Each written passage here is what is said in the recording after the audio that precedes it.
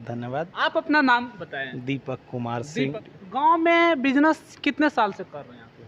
अभी आपकी एज कितनी है? 30 साल। 30 साल। 30 साल में मतलब लाखों करोड़ों का बिजनेस चला रहे हैं आप। नमस्कार दोस्तों, मैं आपका दोस्त पंकज कुमार। दोस्तों, इस वीडियो में हम आपको सिवान के छपरा ज़िले में लेकर आए हैं और यहाँ पर हम आपको सिवान के एक ऐसे युवा से मिलाने वाले हैं जिन्होंने अपना इंजीनियरिंग करियर छोड़ के अपना बिजनेस को अपनाया और बिजनेस में आज लाखों रुपए महीने कमा रहे हैं। तो क्या है उसका बिजनेस, किस तरह से वो लाखों रुपए आज कमा रहे हैं, चलिए चलकर देखते हैं।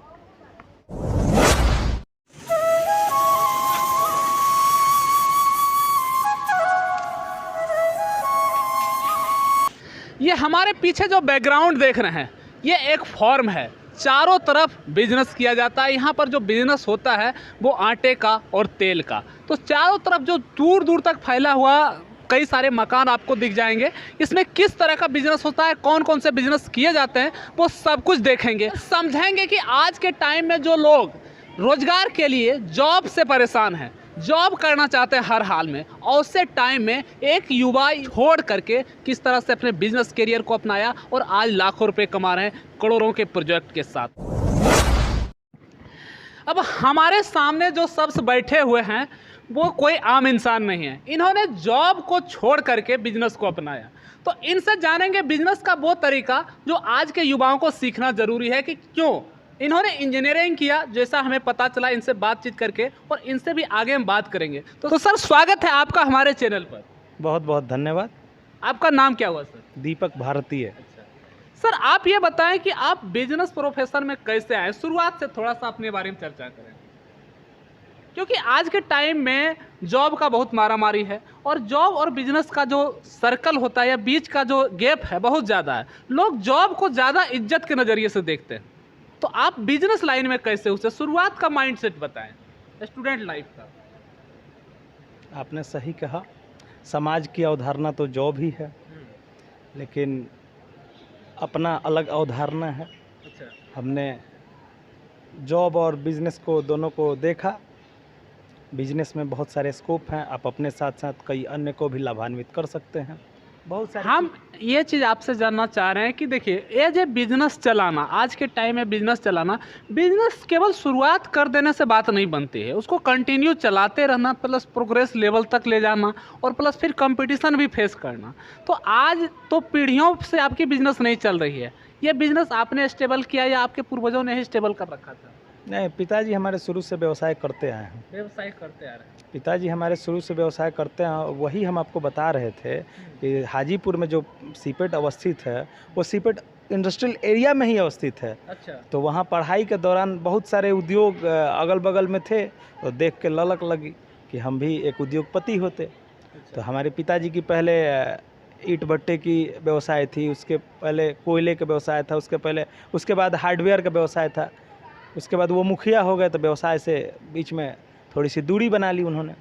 फिर हम लोग जब बालिग हुए, फिर व्यवसाय में अपना कदम जमाए हैं। व्यवसाय का आपका एक पुराना बैकग्राउंड भी है और उसी से आपको इंटरेस्ट आया, लेकिन फिर आप उस चीज़ों में आगे फिर बढ़ते चले गए, है ना? हम पढ़ाई के दौरान ही हाजीपुर में बहुत सारे उद्योग हैं, औद्योगिक एरिया एक वहाँ पे अवस्थित है। औद्योगिक एरिया में बहुत सारे उद्योग हैं। वो जगह का ही नाम है औद्योगिक क्षेत्र। अच्छा। हाजीपुर जो जगह है, पासवान चौक के बगल में है, औद्योगिक क्षेत्र है, तो वहाँ बहुत सारे उद्योग हैं।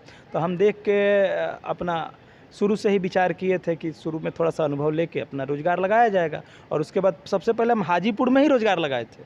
अच्छा। वहाँ पे आज किस चीज़ का बिजनेस था आपका? आज जो कैरी बैग चल रहा है, हाँ। उस समय हम वहाँ कैरी बैग ही चलाते थे। अच्छा। सीपेट का ही मशीन प्रोसेसिंग चार्ज दे के पास आउट होने के बाद जब हम हैदराबाद से लौटे, तो वहाँ पे उनके मशीनों का जो कैरी बैग हम बनाते थे उनके मशीनों से, लेकिन समस्या ये आती थी कि प्लास्टिक में लगभग 20-25% वेस्टेज होते हैं। तो वेस्टेज फिर रिसाइकिल करके तो यूज़ हो जाता है, लेकिन ट्रेनिंग सेंटर होने के चलते कॉलेज में रिसाइकिल यूनिट चलाना अनिवार्य प्रतिबंधित था। अच्छा। जिसके चलते हमारा बिजनेस लॉस में जाने लगा।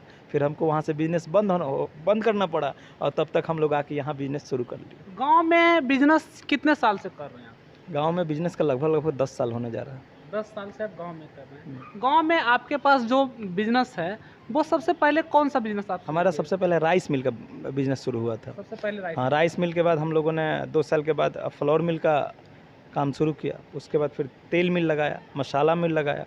धीरे धीरे उद्योग बढ़ रही हैं। अब उसना चावल का भी प्लांट लगाने का भविष्य में प्रोग्राम चल रहा है। अच्छा, तो अभी आपके पास आटा चक्की है और तेल मिल है? तेल मिल है, मसाला मिल है। और 10 साल से आप सक्सेसफुली चला रहे हैं इस business हाँ, लगभग वही 8-10 साल से। हाँ, को? 10 साल से कंटिन्यू है। अभी आपकी एज कितनी है? 30 साल हुए। 30 साल में मतलब लाखों करोड़ों का बिजनेस चला रहे हैं आप। नहीं, मेरे बड़े भाई भी इसी में हैं। अच्छा, पूरा फैमिली मिल करके बिजनेस को मेंटेन हाँ कर रहे हाँ हैं। हाँ हाँ।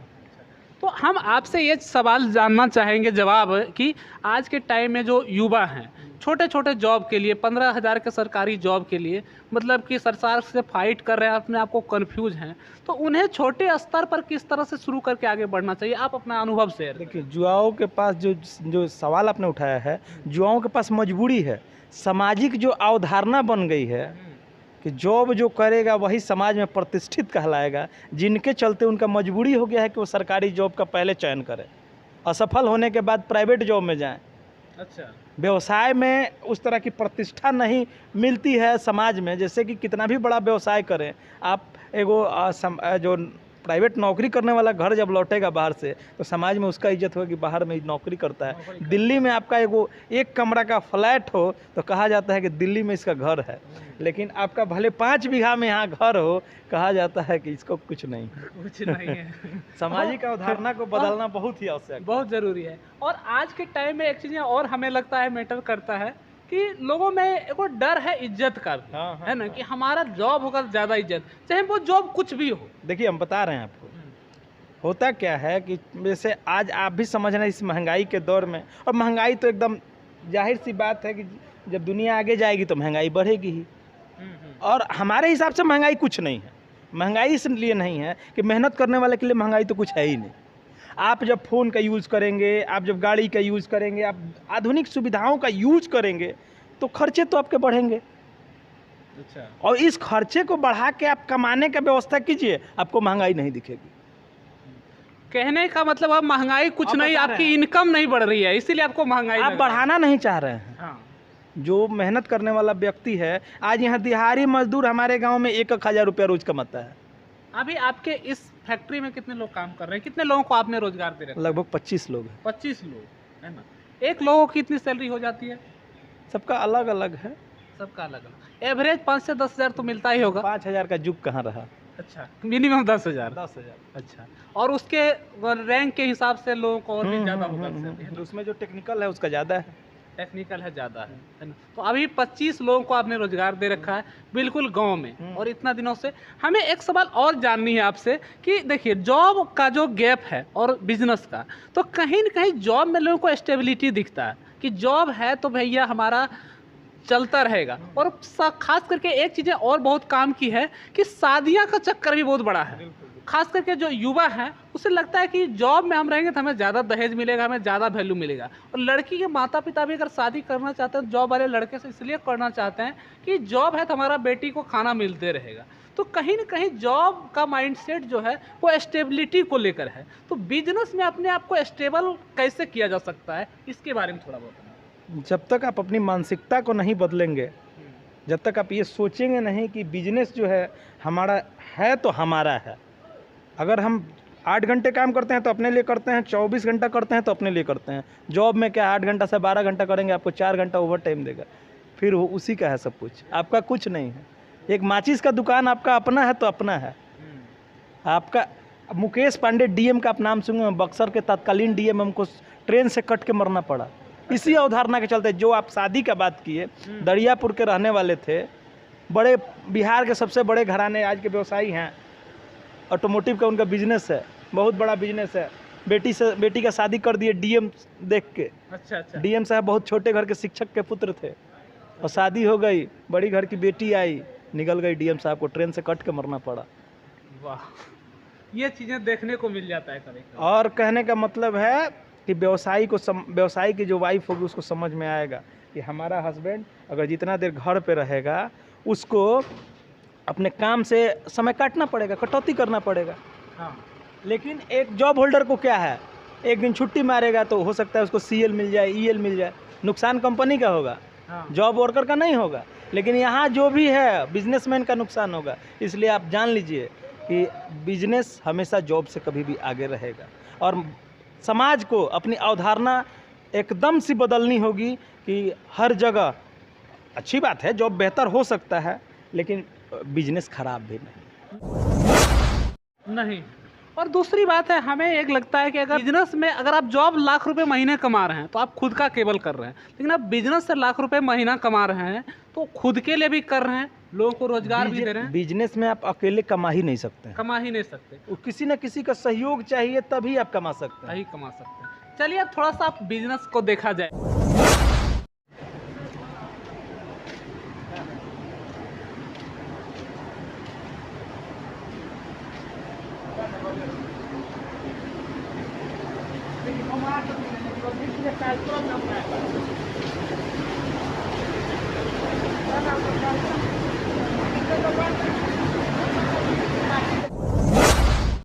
हमारे पीछे देख सकते हैं जो बिजनेस है वो आटा चक्की का है, और जिनसे हम बात कर रहे थे उन्हीं का ये फैक्ट्री है। तो किस तरह से आटा चक्की मशीन पीछे चल रही है ये चीज़ें आप देख सकते हैं। यहाँ पर आटा का पिसाई चल रहा है, बहुत सारे लोग काम कर रहे हैं और यहाँ पर देखिए बैठे हुए हैं। क्या नाम हुआ आपका? मेरा अनिल राम। अधिक राम जी। कितने दिनों से काम कर रहे हैं यहाँ मिल में? हम मोटा मोटी 5 बरस हो गया। 5 साल से काम कर रहे हैं। आपका इसी कहाँ घर कहाँ पड़ता है? यहीं पर मानोपाली। मांडवाली। अच्छा, कितने घंटा का ड्यूटी लेते हैं सर यहाँ? हम लोग का ड्यूटी तो 12 घंटा का है। 12 घंटा हाँ। कंप्लीट। हाँ। नाइट में भी ड्यूटी देना पड़ता है। और बाकी यहाँ पर रहना खाना सब यही होता है? सब यहाँ रहना खाना सब फ्री है। सर के तरफ से अच्छी व्यवस्था मिलती है? सब बिल्कुल व्यवस्था मिलती है। सब कुछ ठीक ठाक। हाँ। तो सर ये आटा फैक्ट्री, पहले आपने बताया कि हम राइस मिल शुरू किए, आटा फैक्ट्री कितने दिनों से चला रहे हैं? आटा फैक्ट्री हो गया 5 साल। 5 साल। ये जो आटा फैक्ट्री है कितनी क्षमता का है? पर घंटे कितना निकाल देते हैं? 1 ton, 1 ton per hour. Per hour 1 ton निकाल देता है। अच्छा, एक बार में इसमें गेहूँ कितना डलता है? लगभग 6 टन। 1 टन के लिए कितना लेबर लगता है? मैन पावर कितना लगता है? एक अगर गेहूं लोड हो जाए हाँ। उसके बाद 1 लेबर 1 ऑपरेटर। एक ऑपरेटर हो जाता है। प्रोसेसिंग तक बैक हो जाता है, सब ऑटोमेटिक।